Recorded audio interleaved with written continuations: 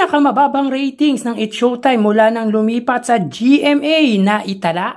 Yan ang pag-uusapan natin ngayong araw po ng linggo, April 13. Pero bago yan at bago natin umpisahan ang online viewership ng dalawang noontime show sa bansa, ang It's Showtime at ang Eat Bulaga kahapong episode, ay humihiling po ako sa inyo na pakisubscribe po ang aking YouTube channel. Paki-like and share na din po para mas marami pa pong makapanood ng content natin. Maraming salamat po sa inyo mga kaparokya. So yun nga po mga kaparokya, tila hindi naging maganda ang kinalabasan ng ratings ng It's Showtime nitong huling Sabado ng buwan ng Marso dahil naabot po nito ang pinakamababang ratings buhat ng maging bahagi sila ng main TV station ng kapuso na GMA. Subalit mababa man ay masasabi pa din po nating angat po sila sa katapat na noontime show na Eat Bulaga. So, ang ipapakita ko pong rating sa inyo mga kaparokya ay nagdaang Marso 29 or March 29. Araw po yon ng Sabado. Huling Sabado po ng buwan ng Marso. So, dito po ang It's Showtime ay may 5% at ang Eat Bulaga naman po ay may 3.5%. So, dito ay naabot po ng It's Showtime ang pinakamababang ratings buhat ng maging pananghaliang programa po sila ng GMA. And not only that mga kaparokya, ito na po ang pinakamaliit or pinakamalapit na inilamang po ng It's Showtime sa katapat na programa po ng Tito Vic and Joey dahil makikita dito ay 1.5% na lamang po ang pagitan nila. So dito ang GMA po ay may 4.1%, ang A to Z ay may 0.7% at ang Kapamilya Channel ay may 0.2%. Samantalang para po sa Eat Bulaga, ang TV5 ay may 3.3% at ang RPTV ay may 0.2%. So dito ay wala na pong 1% ang pagitan ng dalawang TV stations. 0.8% to be exact ang lamang-lamang po ng GMA sa TV5. So wala na pong 1% ang inilamang ng GMA sa TV5.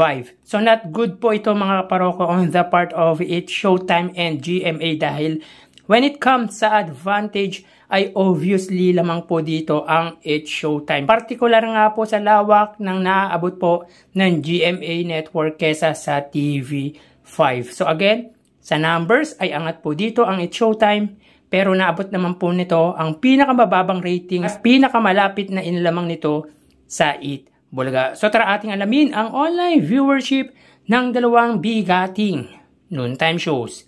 Para sa Eat Bulaga under TVJ Facebook page na may 3 million followers at sa It's Showtime naman po na may 18 million followers. So sa oras na 1:47 PM, ang It's Showtime po ay may kasalukuyang segment na tawag ng tanghalan samantalang ang Eat Bulaga naman po ay Gimme 5. So dito makita po natin ang It's Showtime ay may 13,000 viewers at ang Eat Bulaga naman po ay may 3,800 live viewers. Again, sa oras na 1:47 PM ang It's Showtime ay may 13,000 viewers at ang Eat Bulaga naman po ay may 3,800 nakatumbas po ng 4,000 viewers.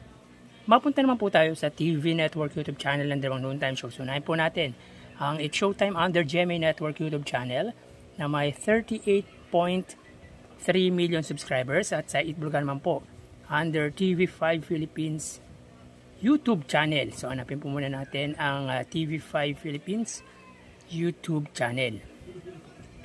May kasalukuyang subscribers na 2.37 million.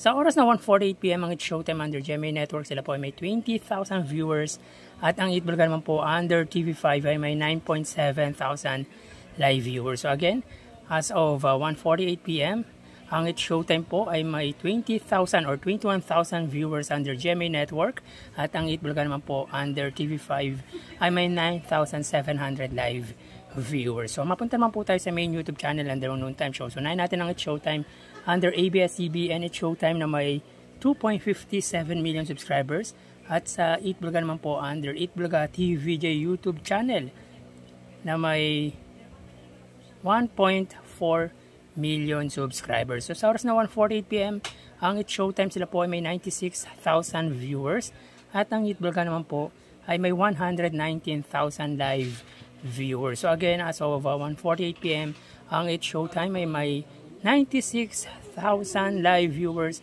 at ang Itbulaga naman po ay may 119,000 live viewers. So bali ang total na nakuha ng dalawang noontime shows ay ng It's Showtime ay 130,000 viewers at ang Itbulaga naman po ay 132,000 viewers.